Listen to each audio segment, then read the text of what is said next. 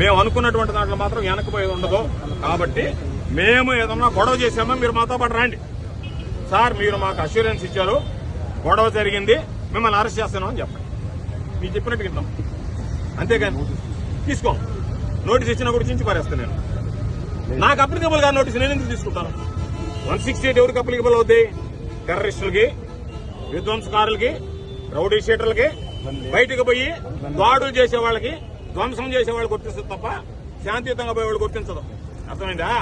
అందుకని ఈ రాష్ట్రాన్ని చంద్రబాబు నాయుడు పాలిస్తున్న షాడోగా లోకేష్ వాళ్ళ నాయని తీసుకుపోయిన దానికి రోడ్డు మీద కూర్చున్నాడు.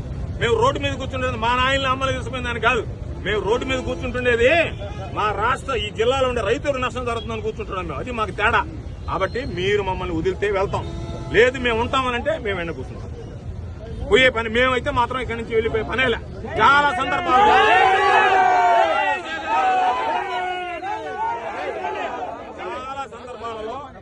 పోలీసు యొక్క గౌరవాన్ని గుర్తించి